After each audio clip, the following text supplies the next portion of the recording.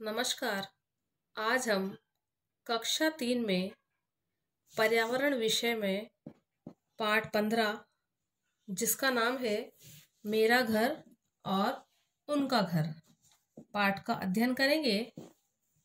इस पाठ में बताया गया है कि हमारे घर में केवल हम ही नहीं रहते बल्कि इसमें अनेक जीव जंतु भी रहते हैं, जैसे चूहे, मक्खी, मच्छर, मकड़ी, छिपकली, चींटियां, कॉकरोच आदि।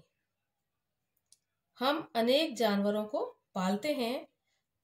ये पालतू जानवर कहलाते हैं, जैसे गाय, कुत्ता, बकरी, बैल, भेड़, ऊंट आदि। ये हमारी जरूरतों को भी पूरा करते हैं, परंतु कुछ जीव जंतु हमें नुकसान भी पहुंचाते हैं, जैसे कि कॉकरोच, छिपकली, चूहा आदि। आइए अब हम पाठ का अध्ययन करते हैं। सीता पलंग पर लेटी थी कि अचानक उसकी नजर बल्ब के पास घूम रही छिपकली पर पड़ी। सीता सोचने लगी, अरे हमारे घर में हमारे अलावा और भी जीव जंतु रहते हैं। आपने देखा होगा, कई बार आप लोग पलंग पे सोते हैं तो छत पर या बल्ब या ट्यूबलाइट के वहां पर अपनी निगाह जल्दी जाती है। उसी प्रकार से सीता पलंग पर लेटी हुई थी तो उसकी नजर भी बल्ब पर गई, जहां एक छिपकली दिखाई दी। उसने सोचा कि छिपकली हमारे घर में क्या कर रही है। तभी उसे अपने कान के पास मच्छर की भिनभिनाहट सुनाई दी। सीता ने फिर नजर घुमाई तो देखा एक चिड़िया छत पर लगी कुंडी पर आराम से सो रही है। वह सोचने लगी, यह चिड़िया दिन भर कहाँ रहती होगी? क्या जीव जंतुओं के भी हमारी तरह घर होते हैं? आओ जानते हैं। देखिए, नीचे चित्र बनाए गए हैं। ये 6 चित्र हैं और कौन से जीव जंतु कहाँ रहते हैं ये बताया गया है। सबसे पहला जो चित्र है, इसमें आपको गाय दिखाई दे रही है। उसमें 2 गाय हैं। दोनों गाय बंधी हुई हैं, गौशाला में रहती है। कहाँ रहती है ये? गौशाला में। इसी के पास चित्र नंबर 2 में देखिए, एक कुत्ता दिखाई दे रहा है। वह अपने घर से बाहर देखता हुआ दिखाई रह रहा है, यानी कि कुत्ता भी घर में रहता है। गाय कहाँ रहती है? गौशाला में। और कुत्ता कहाँ रहता है? कुत्ता घर में रहता है। इसके बाद तीसरा चित्र है गुफा का। कौन सा चित्र है? गुफा का। गुफा बनी हुई दिखाई दे रही है। पास ही के चित्र में दिखाई दे रहा है आपको शेर। ये शेर कहाँ रहता है? गुफा में रहता है। ये गुफा जो बन रही है, ये शेर गुफा में रहता है। नीचे चित्र में देखिए 2 घोड़े नजर आ रहे हैं। 2 घोड़े खड़े हुए हैं। पूरे नजर नहीं आ रहे हैं, पर आधे आधे दिखाई दे रहे हैं। ये दोनों घोड़े अस्तबल में बंधे हुए हैं। पास ही के चित्र में देखिए मुर्गी, और मुर्गी के साथ उसका चूजा यानी कि छोटा बच्चा भी है। पास में उन्हीं के पिंजरा रखा हुआ है। अभी बाहर है, दाना खाने के लिए बाहर आए हुए हैं बच्चों से मिलने के लिए। इसके बाद ये कहाँ रहते हैं? इनका जो पिंजरा पीछे दिखाई दे रहा है, इस पिंजरे में ये रहते हैं। देखिए, अब हम जीव जंतु का उनके आवाज से मिलान करेंगे। एक तरफ जीव जंतु दे रखी है और एक तरफ उनके आवाज दे रखे हैं। सबसे पहले जीव जंतुओं में दे रखी है चिड़िया। उसके नीचे है मकड़ी। मकड़ी के नीचे है चूहा। चूहे के नीचे है मधुमक्खी और उसके नीचे है मछली। ये तो है 4 जीव और जंतु। इन्हीं के सामने उनका, ये जीव जंतु 5 हैं, उन्हीं के सामने उनके 5 आवास बनाए गए हैं। सबसे पहले आवास बना हुआ है एक बिल का। बिल है, उसी के नीचे बना हुआ है छत्ता। उसके नीचे है घोंसला, घोंसले के नीचे है नदी या तालाब, पानी भरा हुआ दिखाई दे रहा है, और सबसे नीचे है जाला बना हुआ। अब हम जीव जंतु का उसके आवास के साथ मिलान करेंगे। देखिए सामने नहीं है वो चित्र, नीचे है। सबसे पहले पक्षी है चिड़िया। चिड़िया का मिलान करेंगे हम। चिड़िया कहाँ रहती है? घोंसले में। तो आवास वाली जो लाइन है उसमें तीसरे नंबर पर बना हुआ है घोंसला। तो चिड़िया का जो है आवास कौन सा है? घोंसला। हम चिड़िया को घोंसले से मिलान करेंगे। नंबर 2 पर है मकड़ी। मकड़ी कहाँ रहती है? जाले में।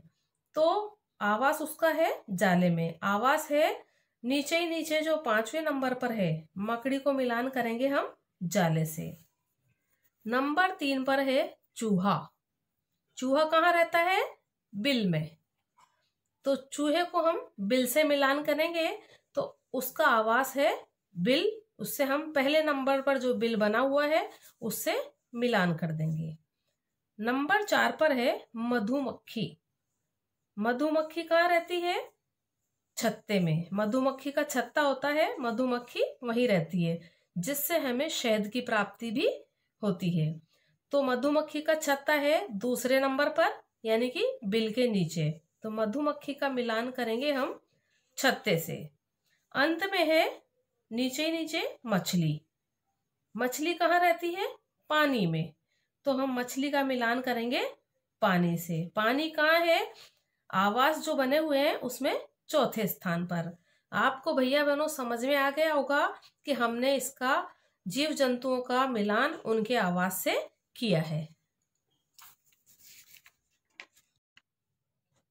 अब देखिए नीचे दी गई तालिका को अब हम भरेंगे। इधर क्रम संख्या दी गई है। पहले वाले में कॉलम जो बना हुआ है उसमें जीव जंतु का नाम है, और उसके बाद जो दूसरा कॉलम है उसमें है हम इन्हें क्यों पालते हैं, ये बताना है। तो सबसे पहले है गाय। गाय को हम क्यों पालते हैं? दूध देने के लिए। तो सामने वाला जो कॉलम है उसमें हम लिखेंगे गाय को हम क्यों पालते हैं, सामने लिखेंगे दूध देने के लिए। नंबर 2 उसमें है बैल। बैल को हम क्यों पालते हैं? खेती करने के लिए। इसके सामने लिखेंगे हम खेती करने के लिए। नंबर 3 पर है खाली जो स्थान छोड़ रखा है उसके पीछे लिखा है सवारी करने के काम में। तो सवारी करने के काम में क्या आता है? बैल के नीचे हम लिखेंगे हाथी। नंबर 3 में क्या लिखेंगे हम? हाथी सवारी करने के काम में आता है। नंबर 4 खाली स्थान दे रखा है अंडे देते हैं। अंडे कौन देते हैं? मुर्गी। नंबर 4 पे क्या लिखेंगे हम? मुर्गी। उसके सामने लिखा हुआ है अंडे देते हैं। नंबर 5 गधा। गधा क्या काम आता है? इसके सामने लिखेंगे हम गधा क्या काम आता है? सामान ढोने के काम आता है। इसके बाद है नंबर 6 ऊंट। ऊंट के सामने रिक्त स्थान है। अब हम वहां पर लिखेंगे ऊंट रेगिस्तान में सवारी करने के काम आता है। नंबर 7 पर है बकरी दूध देने के लिए, यानी कि रिक्त स्थान दे रखा है यहाँ पर। यहाँ हम लिखेंगे बकरी किस काम आती है? ये दूध के लिए। इसके बाद है नंबर 8, यहाँ भी रिक्त स्थान दे रखा है। सामने लिखा है घर की रखवाली के लिए। तो घर की रखवाली कौन करता है? यहाँ लिखेंगे हम कुत्ता। कुत्ता क्या करता है? घर की रखवाली। तो नंबर 8 में आएगा कुत्ता घर की रखवाली के लिए, है ना। नंबर 9 में लिखा है घोड़ा। घोड़ा क्या काम आता है? सवारी के काम आता है। इसके सामने जो स्थान दे रखा है हम उसमें लिखेंगे सवारी के काम। अब देखिए जीव जंतु जिन्हें हम पालते हैं वे पालतू जानवर कहलाते हैं। ये हमें खुशी देते हैं तथा हमारी आवश्यकताओं की पूर्ति भी करते हैं। जो ये हम जीव जंतु पालते हैं इनको क्या कहते हैं? पालने वाले जो जीव जंतु हैं इन सबको हम पालतू जानवर कहते हैं। ये हमें खुशी देते हैं, हमें बहुत अच्छा लगता है इनको हम पालते हैं। तो तथा हमारी आवश्यकताओं की पूर्ति को भी ये करते हैं। इन्हें हमारे प्यार व देखभाल की आवश्यकता होती है। हम इनको प्यार से पालते हैं। हमें इन्हें पर्याप्त भोजन व साफ पानी देना चाहिए। इनको भोजन कितना देना चाहिए? जितना ये खा सकते हैं उतना इनको भोजन देना चाहिए और अच्छी मात्रा में पानी पिलाना चाहिए और साफ रखना चाहिए इनको। एवं समय समय पर पशु चिकित्सक को दिखाना भी चाहिए। इनको समय समय पर पशु चिकित्सक को भी दिखाना चाहिए, जिससे कहीं कोई बीमारी हो, कोई परेशानी हो तो उसका सही समय पर इलाज हो सके। सीता ने घर के बाहर पेड़ पर देखा कि चिड़िया अपने घोंसले में आराम से बैठी थी। वह सोचने लगी कि हम अपनी जरूरतों के लिए घर बनाते हैं। क्या सोचने लगी? कि हम अपनी जरूरतों के लिए घर बनाते हैं। उसी प्रकार जीव जंतु भी अपनी जरूरतों के अनुसार घर बनाते हैं। जैसे मधुमक्खी अपना छत्ता बनाती है। मधुमक्खी क्या बनाती है? अपना छत्ता बनाती है। अपनी जरूरत पूरा करने के लिए छत्ता बनाती है।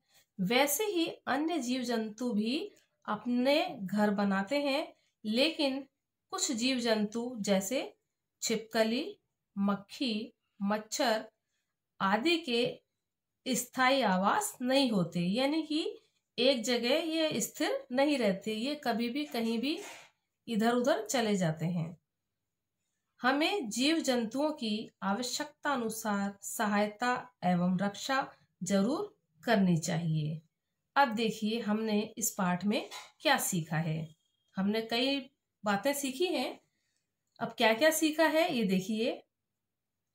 हमारे घर में घर के सदस्यों के अलावा अन्य जीव जंतु भी रहते हैं। वो हमने इस पाठ में सीखा ही है कि हमारे अलावा हमारे घर में और कौन कौन से जीव जंतु रहते हैं, वो हमने पढ़ लिया था, बताया भी था मैंने शुरू में। जैसे चूहा, मक्खी, मच्छर, मकड़ी, छिपकली, चींटियां आदि ये सब रहते हैं। इनमें से कुछ पालतू होते हैं, जैसे गाय, बकरी, भैंस, घोड़ा आदि।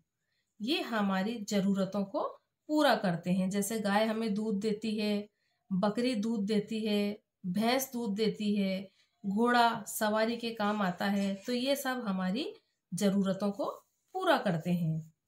कुछ जीव जंतु हमें नुकसान भी पहुंचाते हैं, जैसे कॉकरोच, छिपकली, चूहा आदि।